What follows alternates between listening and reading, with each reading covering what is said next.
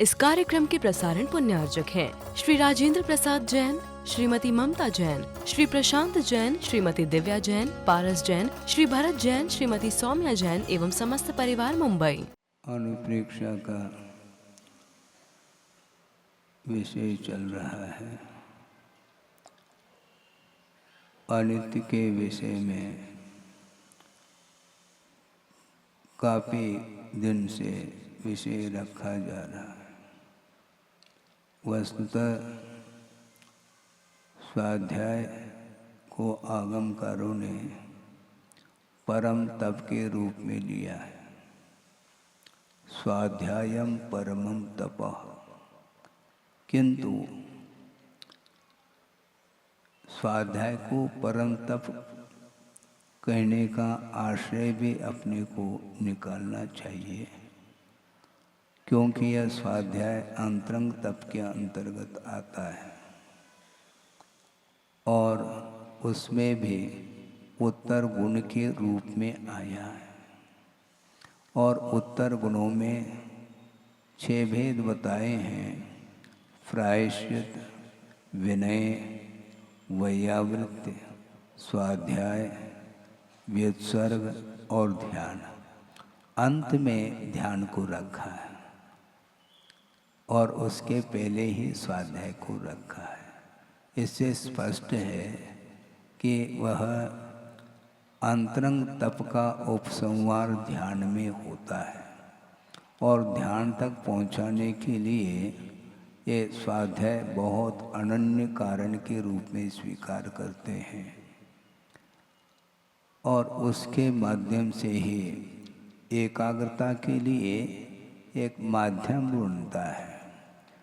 मन बहुत चंचल होता है और उसको संयत बनाने के लिए बहुत बड़ी साधना की आवश्यकता होती है।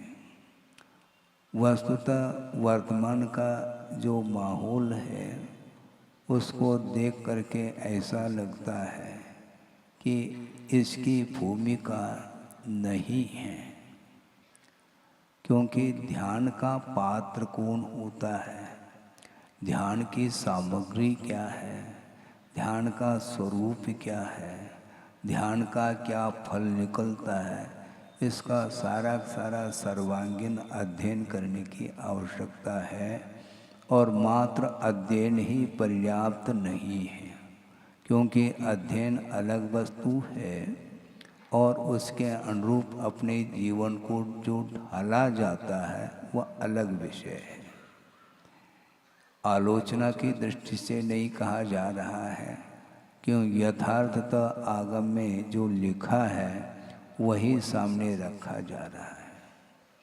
एक श्लोक स्मरण में आ रहा है कि ध्यान का पात्र कौन होता है। खपुष्पमतवा श्रृंघम खरस्यापि प्रतीयते न पुनर्देश कालेपि ध्यान सिद्धिर गृहाश्रमे। गृहस्थ आश्रम में ध्यान की सिद्धि नहीं होती है। इस प्रकार स्वयं शिवचंद्र आचार्य बोल रहे हैं, मैं नहीं बोल रहा हूँ। खपुष्पम, आकाश के फूल प्रतीति में आ सकते हैं, जबकि संभव नहीं, फिर भी उसको मान लें अच्छी युक्ति के रूप में। खपुष्पम, ख अर्थात आकाश होता है, तो आकाश में फूल लग सकते हैं। अथवा खरस्यापि प्रतीयते श्रृंगम, गधे के सींग उग सकते हैं। आप सुन रहे हैं, आकाश में फूल उग सकते हैं, लग सकते हैं और गधे के सींग उग सकते हैं। खपुष्पमतवा श्रृंगम खरस्यापि प्रतीयते, ये प्रतीति में आ सकते हैं। न पुनर्देश काले पे ध्यान सिद्धिर गृहाश्रमे। गृहस्थ आश्रम में किसी भी देश में, किसी भी क्षेत्र में और किसी भी काल में ध्यान की सिद्धि संभव नहीं है बंधुओं। और वर्तमान में ध्यान का केंद्र खोल रहे हैं हम, कोई खोल नहीं रहे हैं केंद्र को, क्योंकि मन को केंद्रित करना है, भवन को केंद्रित नहीं किया जा सकता है। भवन की क्या आवश्यकता, भवने वने वा, वन हो अथवा भवन हो, आपका मन यदि केंद्रित है तो उसी का नाम ध्यान कहा है। गृहस्थ आश्रम में वह ध्यान करना चाहता है, बहुत कठिन नहीं, असंभव है, संभव नहीं है वो। स्वयं शिवचंद्राचार्य इसलिए कहना चाह रहे हैं क्योंकि ध्यान की भूमिका नहीं है और वह ध्यान करना चाह रहा है। केवल मान लो दिन भर जनों ने श्रम किया है, शारीरिक श्रम और मानसिक श्रम से बहुत एक्सर्शन हो चुका है, थकान आ गई है, उसको दूर करने के लिए रिलैक्स, शवासन लगा दो, वह ध्यान हो जाएगा। शवासन लगा रहे हैं क्या, शिवासन, कौन सा आसन लगाना चाहो तुम, बिल्कुल चित्त लेट जाओ, लेकिन चित्त कहाँ है ये पता ही नहीं उसको। वह चित्त लेट रहा है और चित्त कहाँ जा रहा है उसको। डॉक्टर साहब हंस रहे हैं आप, इससे स्पष्ट है कि बहुत कठिन काम है। महानगरियों में वहाँ जाते हैं, वहाँ का अलग वातावरण है, और उस भीड़ में रह करके नीड में आना खेल है क्या ये? इसको खेल मत मानो, क्योंकि जो संसार शरीर और भोगों से जिसका चित्त विरक्ति का अनुभव नहीं कर रहा है, वह क्या ध्यान लगा सकता है? यदि लगा भी ले तो वह आर ध्यान रुद्र ध्यान से ऊपर तो नहीं उठ सकता, वो पक्की बात है। हाँ महाराज, फिर हम धर्म ध्यान के पात्र है क्या नहीं? आ रहे धीरे धीरे। उपचार से उसका कथन करना अलग वस्तु, क्योंकि सम्यक दृष्टि ही धर्म ध्यान कर सकता है, करता है। किंतु यदि सम्यक दृष्टि ध्यान करता है तो महाराज, तो बहुत सारे लोग सम्यक दृष्टि हैं। हाँ ठीक है, चिंता क्यों करते हैं, नरकों में भी सम्यक दृष्टि है, तो वहाँ पर भी ध्यान होना चाहिए ना। वहाँ पर क्षय सम्यक दृष्टि है, ये ध्यान रखो।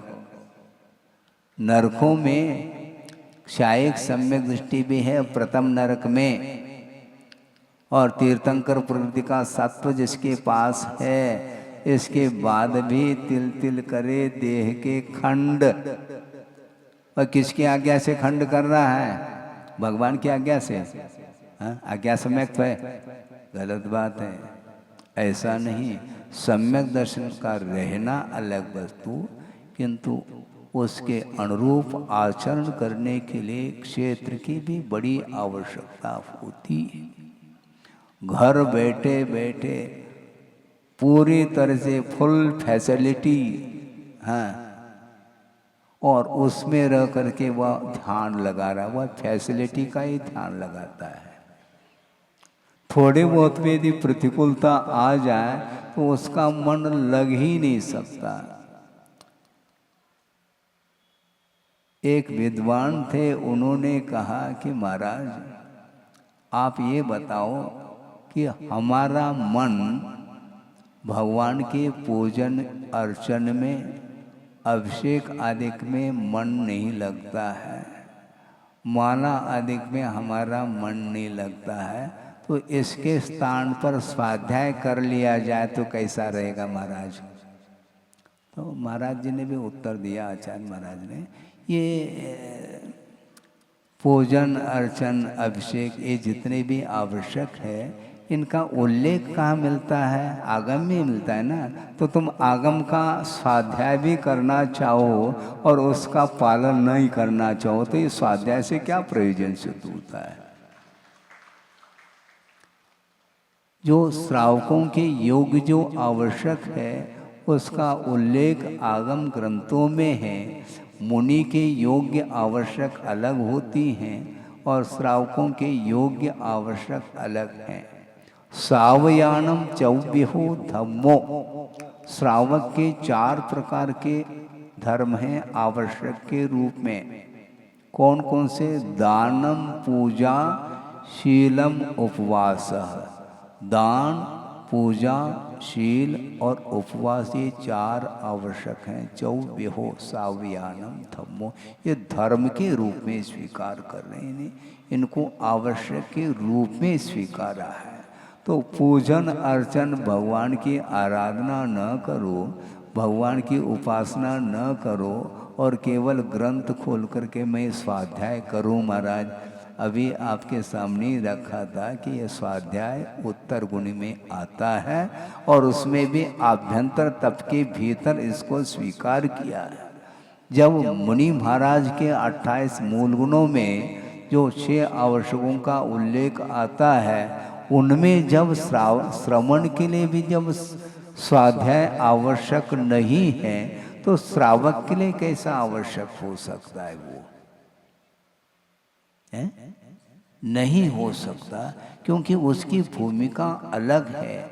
वह सांसारिक कार्यों में रात दिन लगा हुआ है, आरंभ परिग्रह से ऊपर नहीं उठ सकता। तो ऐसी स्थिति में 6 कर्मों में लगा हुआ जो श्रावक है वह स्वाध्याय वह क्या करेगा? फिर करना बंद कर दे क्या महाराज? हम बंद करने की बात नहीं करना चाहते हैं, किंतु मुद्दे की बात है कि संसार शरीर भोगों से निर्विन्न होना चाहिए। संसार से, पंचेंद्र के भोग्य सामग्री से और शरीर के प्रति जो लगाव है, इससे यदि ऊपर अपने आप को नहीं उठा पाया है तो वह ध्यान के केंद्र खोलने से कौन सा हमारा प्रयोजन शुद्ध होने वाला है? लोगों को लगता कि महाराज बैठ करके ये क्या बोल रहे हैं कि आलोचनात्मक, आलोचना कतई नहीं, आगम के अनुरूप बोला जा रहा है। भाषा समिति का ख्याल मुझे है और गुरुदेव ने जो आज्ञा दी है उस आज्ञा का ही मैं अनुकरण कर रहा हूँ, पालन कर रहा हूँ। आप उस आज्ञा को स्वीकार करें अथवा न करें यह आपका विषय है, किंतु बताना अपना कर्तव्य है कि आगम में कहाँ पर क्या विषय आया है। इसलिए आर ध्यान और रौद्र ध्यान से घिरा हुआ पूरा संसार है और उसके लिए धर्म ध्यान की हम बात कुछ करना चाहते हैं तो आगम के अनुरूप ही हम कर सकते हैं। तो स्वाध्याय के जो अंग बताए हैं, वाचना, प्रचना, अनुप्रेक्षा, आमनाय और धर्मोपदेश, इसमें सबसे महत्वपूर्ण यदि कोई अंग है स्वाध्याय का तो वह अनुप्रेक्षा है, जिसका स्वाध्याय प्रतिदिन चल रहा है। वाचना, आगम में जो विषय आया है उसको यथार्थ रूप से जो सुनना चाहता है उसके सामने रखा जाता है। इसको प्रदान बोलते हैं, इसको वाचना के रूप में स्वीकार करते हैं। शब्द और अर्थ और उभय प्रदानम निर्दोषम, निर्दोष का अर्थ आगम के अनुरूप बिना किसी प्रत्यक्ष अनुमान इत्यादि जो प्रमाण हैं उन प्रमाणों का आलम्बन लेकर के ही प्रमाण से बाधा न आए, इस प्रकार वह निर्दोष रूप से वह शब्द को देता है। अर्थात प्रासंगिक किस शब्द का क्या अर्थ है इसको लगाना भी बहुत आवश्यक हो जाता है। मात्र मुख मिला है इसलिए कुछ भी बोलते चले जाएं तो उसमें अनर्थ घटित हो सकता है, क्योंकि शब्दों के अनेक अर्थ हुआ करते हैं। इसलिए इस प्रसंग में इस शब्द का आचार्यों ने क्या अर्थ लिया है उसको सामने रखने का नाम भी स्वाध्याय माना जाता है, और उस शब्द का अर्थ भी सर्वांगीण रूप से दिया जाता है। इसके बाद देने के बाद वह पाठक पुनः रिवाइज करता है, पढ़ता है, बार बार उच्चारण करता हुआ अर्थ क्या दिया है उस ओर ध्यान दे करके वह अर्थ तक पहुंच जाता है। उसमें यदि मान लो कोई कमी रह जाती है उसके क्षोभम के अपेक्षा से, तो उसमें वह जिज्ञासा रखता है, किंतु जिज्ञासा रखने रूप यह भी स्वाध्याय माना जाता है कि वर्तमान में जिज्ञासा रूप जो स्वाध्याय है उसकी क्या फजीती हो रही है हम नहीं कहना चाहते। चैनल के माध्यम से जो प्रचार किया जा रहा है कि वस्तुतः आगम क्या है इसको पढ़ना चाहिए, कौन कितने पानी में है इसकी परीक्षण करने के लिए यदि मान लो कोई भी प्रश्न रखता है तो वह वस्तुतः श्रोता नहीं है और उसका उत्तर भी नहीं देना चाहिए। ये हमारा नहीं कहना, गुरुदेव का बार बार संघ के लिए उनका संबोधन रहा है। आगम को साइड में रख करके किसी के प्रति कटाक्ष को लेकर के कोई भी चर्चा की जाती है, वह स्वाध्याय के अंतर्गत वह चर्चा नहीं आ सकती है। इसको जो भी विद्वान लोग हैं, स्वाध्यायशील हैं, उनको इसको गौर से समझने का प्रयास करना चाहिए, क्योंकि जो सामान्य जनता है वो बिल्कुल गुमराह हो सकती है। उनके लिए आपके स्वाध्याय के माध्यम से उनके मन में विशुद्धि आनी चाहिए, और विशुद्धि न आकर के एक दूसरे के प्रति कटाक्ष और प्रतिस्पर्धा, कंपटीशन इत्यादि के साथ यदि वह चलता है तो वह अनुप्रेक्षा के अंतर्गत अथवा स्वाध्याय के अंतर्गत वह विषय नहीं आ सकता है। इसलिए मन को शांत बनाए रखिएगा। कभी कभी हो सकता है हमारे मुख से भी वातावरण के अपेक्षा से कुछ गर्म शब्द भी निकल सकते हैं। महाराज शब्द गर्म होते हैं क्या? हाँ, व्यवहार में कहने में आता है। हालांकि गर्म और शीतल जो है ना ये स्पर्शनेन्द्रिय का विषय है, कर्णेन्द्रिय का नहीं है, किंतु व्यवहार में कहने में आता है कि श्रुति मधुर, इसका अर्थ शब्दों में भी मिठास रहता है और शब्दों में भी मधुरता रहती है। शब्द माधुर्य जिसको बोलते हैं, कर्ण प्रिय भी होना चाहिए, किंतु केवल कर्ण प्रिय ही हो जाए और आगम साइड में रह जाए तो वो भी ठीक नहीं है। सुन रहे हैं आप? सुनिएगा। हाँ, सामने विद्वान बैठे हैं और डॉक्टर लोग भी बैठे हैं, सबको।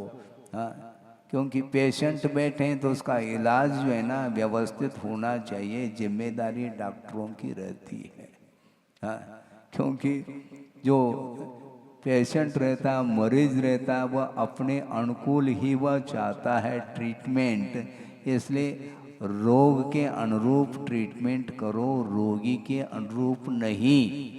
रोगी की बहुत कुछ इच्छा होती है, उसकी पूर्ति करते चले जाएंगे तो कभी भी रोग से उसको दूर नहीं कर पाएंगे। इसलिए अपने को बहुत सावधानी के साथ विषय को समझने की आवश्यकता है। इसलिए मैं ये कह रहा था, कभी कभी माहौल एकदम विक्षिप्त देखने में आता है, उस समय थोड़े बहुत गर्म शब्दों के भी प्रयोग करने पड़ते हैं, और करने के बाद भी वह प्रायश्चित इत्यादि लेते हैं। जो प्रयोग करते हैं उनके लिए मैं कह रहा हूँ, श्रमणों के लिए कहा जा रहा है। गृहस्थ की बात ही अलग है, क्योंकि श्रमण बोलने का भाव नहीं रहता, किंतु प्रसंग आ जाता है और कोई भव्य जीव आ जाता है, मार्ग पर चलना चाहता है, उसके लिए आगम के अनुरूप विषय दिया जाता है। यदि आगम से हट करके यदि मान लो वो कोई बात करता है तो उसको समझाने की आवश्यकता भी पड़ती है। तो इसलिए ये सारा विषय दिया जा रहा है। तो इसलिए ये वाचना अलग है, प्रचना अलग। प्रचना में हमेशा अपने मन के अनुरूप नहीं होना चाहिए। एक व्यक्ति ने कहा कि महाराज, जिस प्रकार जिज्ञासा का समाधान आगम के अनुरूप दिया जाता है, तो क्या इसी प्रकार जिज्ञासा भी आगम के अनुरूप ही रखनी चाहिए क्या? यह भी एक जिज्ञासा थी उसके। हमने कहा बिल्कुल ठीक, आगम के अनुरूप जिज्ञासा रखो, मन गड़ंत नहीं। आपका गड़ंत का त्याग है, किंतु मन गड़ंत का त्याग होना चाहिए। हम ये दिलाना चाहते हैं आज। हाँ, मन के अनुरूप सोच विचार यदि रखेंगे तो आगम की कोई आवश्यकता नहीं पड़ेगी। फिर ऐसा नहीं, आगम के अनुरूप हमें चलना है। इसलिए चिंतन जो किया जाता है वह आगम के अनुरूप किया जाता है। चिंतन कराया नहीं जाता। स्वाध्याय के रूप में वाचना तो की जा सकती है, आप प्रचना भी कर सकते हैं, धर्मोपदेश भी दिया जा सकता है, आमनाई भी किया जा सकता है, तो सूत्र गाथा इनको मुखाग्र भी कर सकते हैं। किंतु चिंतन जो होता है वो सिखाया नहीं जाता है। क्योंकि जो आगम के अनुरूप आपने पढ़ा अथवा किसी ने पढ़ाया है, तो उसी के अनुरूप उसको आगम को आधार बना करके मनन चिंतन आदि करते हैं। तो उसके माध्यम से वह सारा सर्वांगीण जो आगमोक्त पद्धति से जो विषय आ रहा है उसकी पुष्टि हो सकती है, उसका समर्थन हो सकता है। आगम को कभी भी नहीं भूलना चाहिए, बल्कि गुरुदेव का ये बार बार कहना रहता था कि भले ही आपको आगम का ज़्यादा ज्ञान नहीं है, कोई बाधा नहीं, किंतु आगम को छोड़ करके बोलना नहीं चाहिए।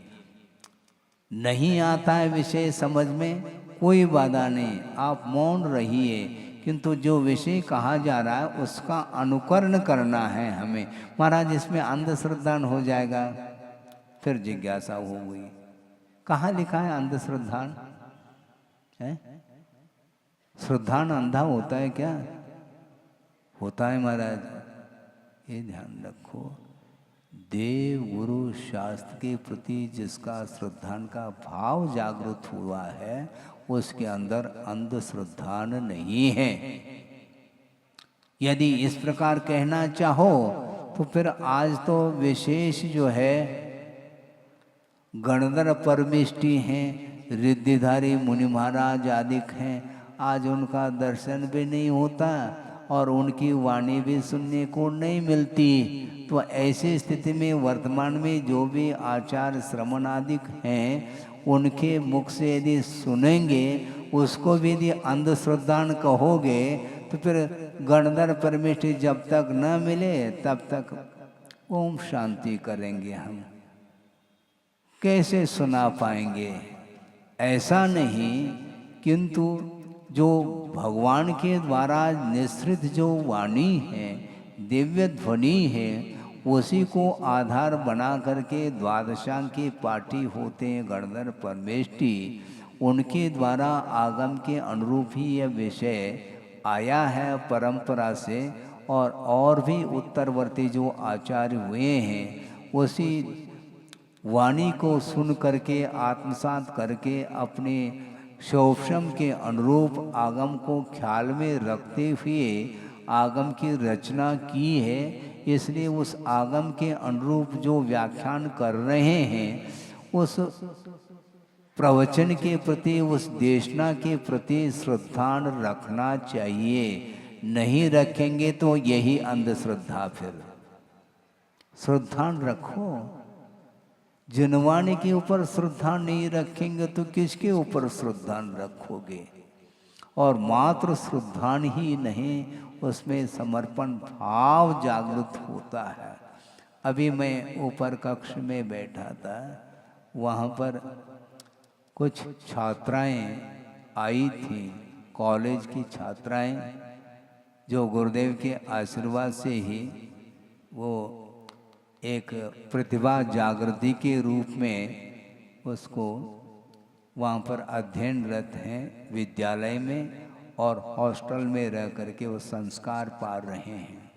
उसमें से एक छात्रा ने कहा कि महाराज हमने एक बार भी गुरुदेव का दर्शन नहीं किया, किंतु जहाँ पर हम रहते हैं हॉस्टल में वहाँ पर गुरुदेव का जो तस्वीर है, फोटो है, उसको देखते ही वहाँ पर मन लग जाता है, ऐसा उन्होंने कहा। क्यों लग जाता है? आस्था है। जहाँ आस्था है वहाँ साफ रास्ता है, ध्यान रखो। जहाँ आस्था नहीं है वहाँ पर कोई रास्ता नहीं। कई रास्ते मिलेंगे पगडंडी, किंतु जो राजमार्ग है, महाराज मार्ग है, वह नहीं मिलता, ये ध्यान रखना। इसको बोलते दिगंबरत्व के प्रति, जनलिंग के प्रति जो आस्था जागृत होती है, इसमें भी ये संस्कार हैं। ये गर्भ में शिशु रहता है, उस समय से संस्कार पा लेता है। उत्पन्न होने के उपरांत और संस्कारित किया जाता है, ये अलग विषय है, किंतु गर्भ में ही उसको संस्कार मिल जाते हैं माता पिताओं के माध्यम से। जैन कुल में पैदा होती वह संस्कार उसके अंदर आ जाते हैं। वो संस्कार निरंतर वृद्धि को प्राप्त हो, इस अपेक्षा से जन्म लेने के उपरांत भी उसको उसी ढंग से धार्मिक संस्कार दिए जाते हैं। उसी का ये एकमात्र प्रतिफल मानता हूँ कि गुरुदेव के मान लो साक्षात किसी ने दर्शन भी नहीं किए हैं, फिर भी देखते ही समर्पण का भाव आ जाता है। ऐसा क्यों होता है, उसने जिज्ञासा रखी थी। उसके लिए हमने ये कहा कि देखो, आपने गुरुदेव का साक्षात दर्शन नहीं किया है और हमने भी साक्षात प्रभु का दर्शन नहीं किया है? तो फिर प्रभु के सामने, उस जनबिंब के सामने जब जाते हैं तो मन क्यों लगता है? उत्तर इसी में है। वीतरागता का दर्शन करते ही वीतरागता के भाव भीतर आते हैं। एकमात्र गाढ़ श्रद्धा का ही एकमात्र परिणाम है। जैसे वीतरागता का कोई बोध नहीं है, वह मान लो भगवान देखने में भी आ जाए तो सड़क से चला जाएगा, किंतु जैन धर्म के संस्कार नहीं होने के कारण, वीतरागता के संस्कार, अहिंसामय धर्म के संस्कार नहीं होने के कारण उसके हाथ जुड़ते नहीं। हाँ, किंतु प्रभु को हमने भी नहीं देखा, किंतु हमारे हाथ जुड़ रहे हैं। क्यों? आगम में यही उल्लेख है।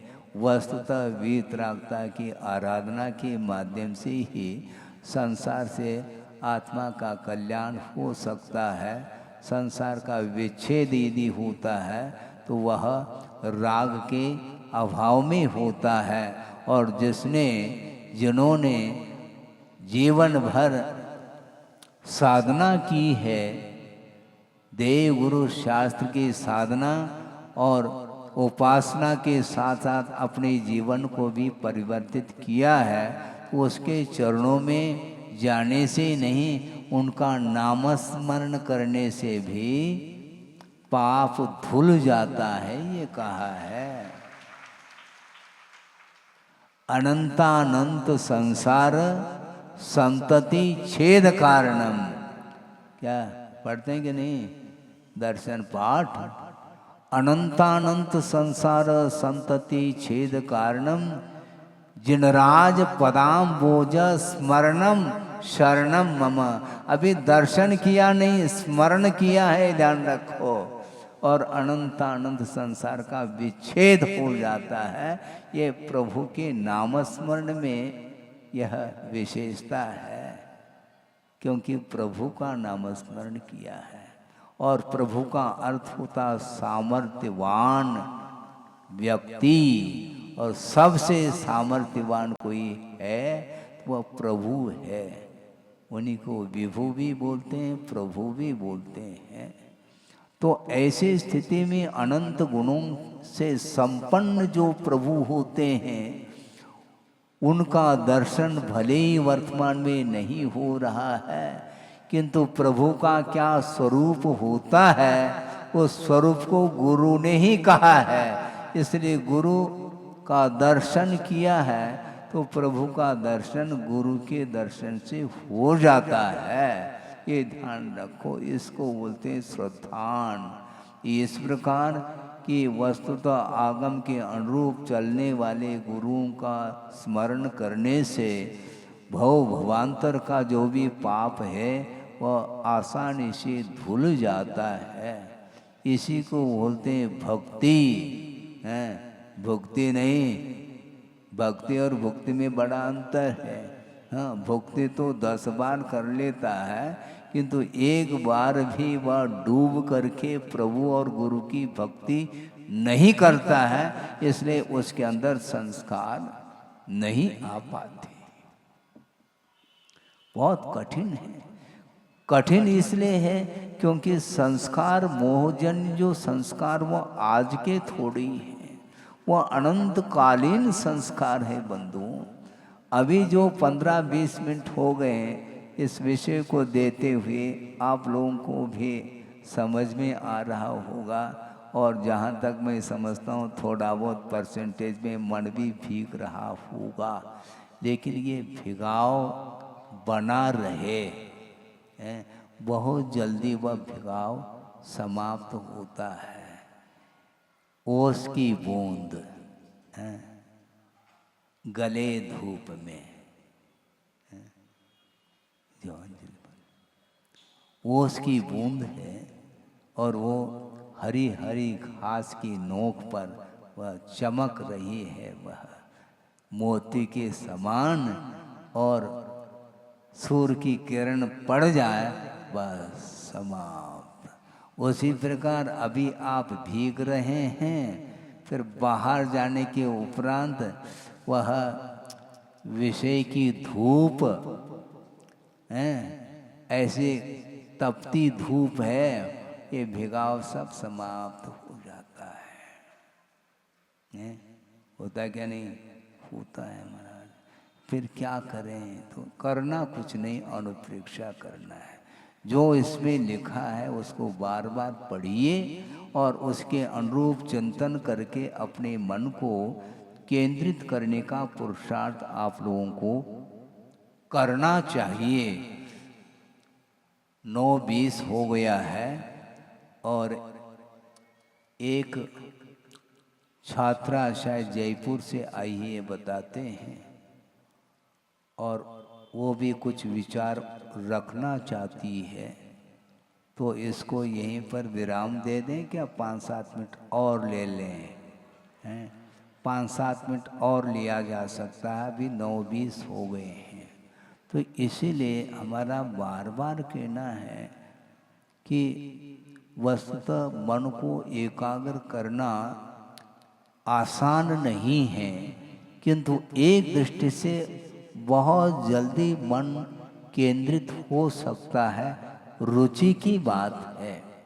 जिस क्षेत्र में जिस व्यक्ति की रुचि है, उस क्षेत्र में बिना प्रेरणा के वह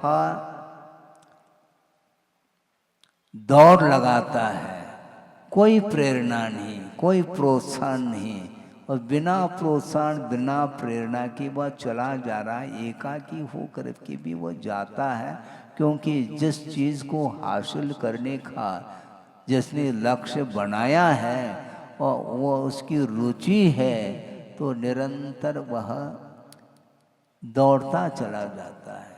और जिस क्षेत्र में रुचि नहीं है, बार बार भी हम कहें तो रुचती नहीं वह बात, क्योंकि लक्ष्य कुछ अलग बना रखा है। प्रदर्शन का जमाना आया है। गुरुदेव का बार बार कहना है, और हमारा भी यही कहना, ये निरंतर ये प्रदर्शन का रूप कभी समाप्त नहीं होने वाला, बल्कि बढ़ता चला जाएगा। और उस प्रदर्शन में उथलापन ही देखने में आता है, गहराता नहीं। वो दर्शन हमेशा गहराता है और प्रदर्शन उथला होता है। उसके शब्दों में भी रोखापन रहता है, भिगाव के लिए कारण नहीं होते वो शब्द। क्यों? वो स्वयं भीग नहीं रहा है तो वो क्या भिगा सकता है? हाँ, ये बहुत कठिन काम है। देख रहे हैं क्या नहीं आप? चारों ओर यह दृश्य देखने को मिलता है। परस्पर में प्रतिस्पर्धा हर क्षेत्र में है। आप अपने दुकान में माल रखते ना, माल अच्छा है क्या नहीं है? खराब तो नहीं है महाराज? खराब है इसलिए डेकोरेट करते हैं हम। डेकोरेशन की क्या आवश्यकता है? वह माल बिल्कुल 100% प्योर है, फिर प्योरिटी के साथ फिर डेकोरेशन की क्या आवश्यकता है? किसी भी प्रकार से वह सामने वाला व्यक्ति आकर्षित हो जाए, इसका अर्थ आकर्षित करने के लिए आप सब ये सब उपक्रम रच रहे हैं।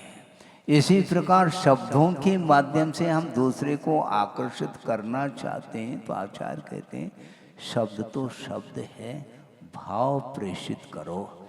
संप्रेषण जो होता है वह भावों का होता है, न कि शब्दों का होता है। संप्रेषण एक में नहीं होता, दो में होता है।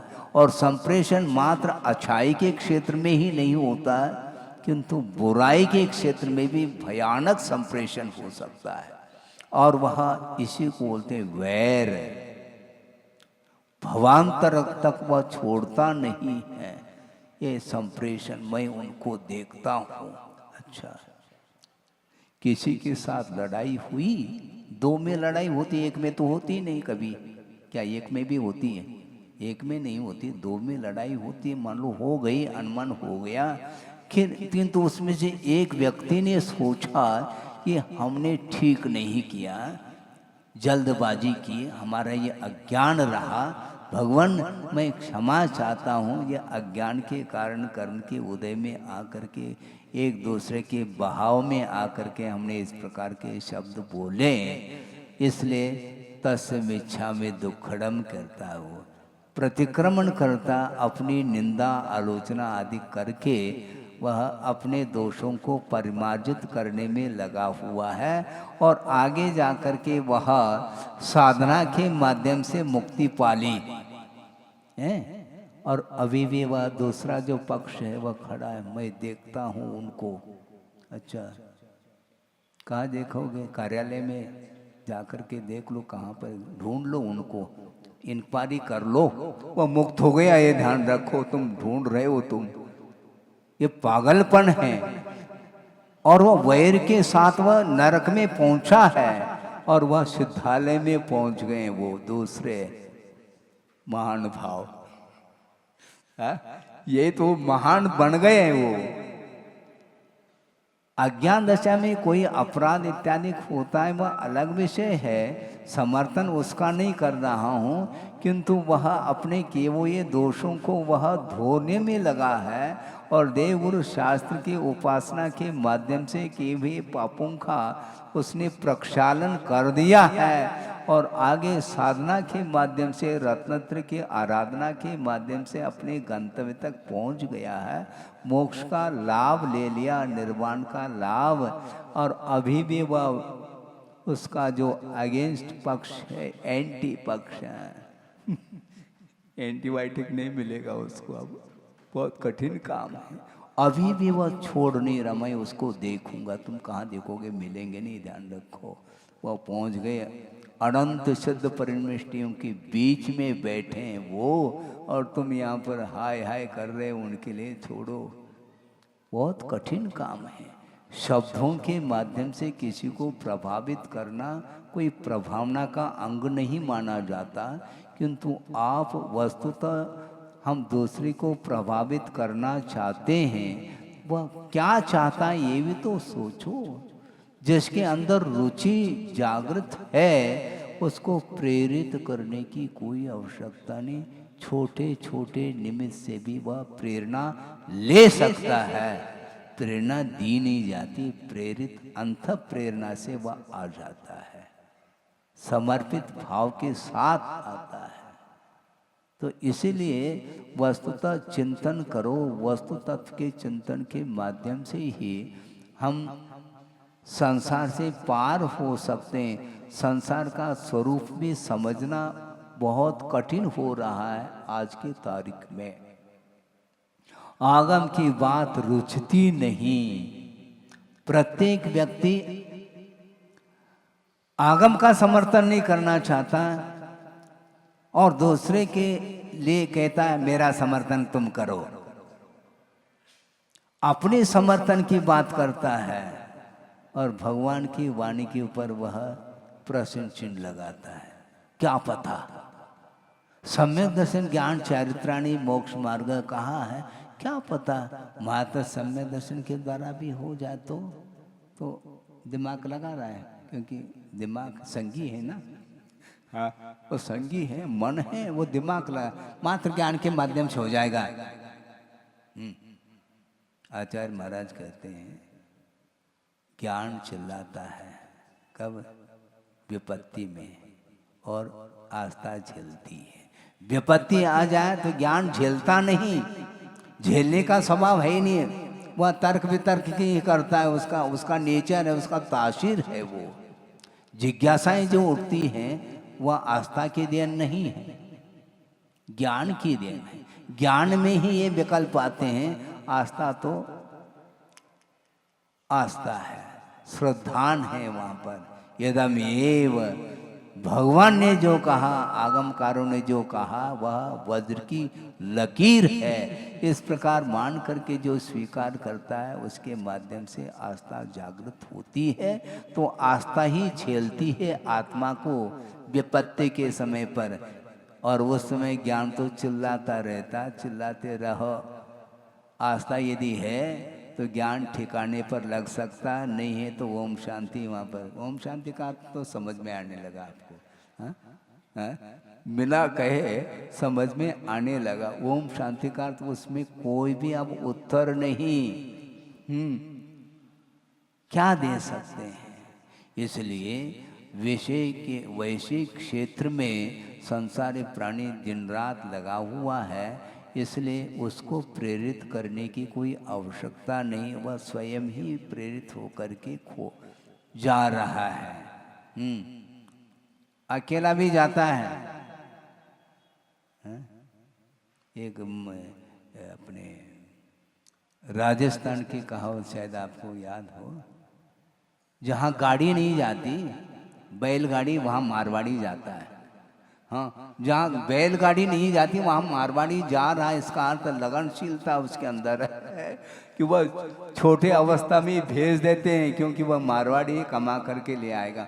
एक पाई नहीं देते उसको, वह कमा करके लाएगा। वो उसके अंदर इतनी क्षमता है। इसीलिए विषय के प्रति रुचि भर होनी चाहिए। बिना किसी के प्रेरणा के वो चला जाता है, किंतु धार्मिक क्षेत्र में बार बार प्रेरित करने की आवश्यकता पड़ती है। नहीं होना चाहिए। समर्पण भाव जागृत करने का निरंतर आप पुरुषार्थ करते रहो तो आपका उपयोग लग सकता है। लगाने की आवश्यकता कम पड़ेगी, थोड़ी बहुत पड़ेगी तो कोई बाधा नहीं। कर्तव्य की दृष्टि से तो कर ही रहे हैं। 4 महीने हो गए हैं, ज़्यादा हो गए यहाँ पर जबलपुर में। थोड़े बहुत घूम घाम पर भी आ गए, पनागर भी गए 20 दिन, और भी कॉलोनी में भी गए हैं। काय के लिए? प्रेरणा के लिए। उनका उत्साह जागृत हो जाए।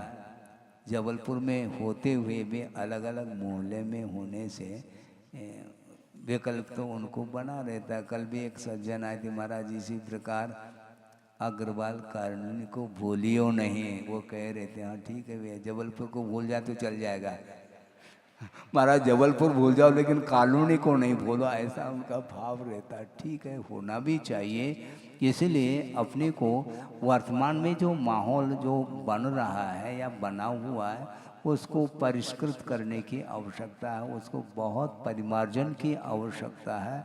छोटे छोटे बच्चों के लिए जो धार्मिक वातावरण होना चाहिए वह नहीं हो पा रहा है अनुपात से, इसलिए निरंतर उसमें आपका उपयोग लगा रहे और आपके माध्यम से बच्चों के ऊपर धार्मिक संस्कार बढ़ते चले जाएं।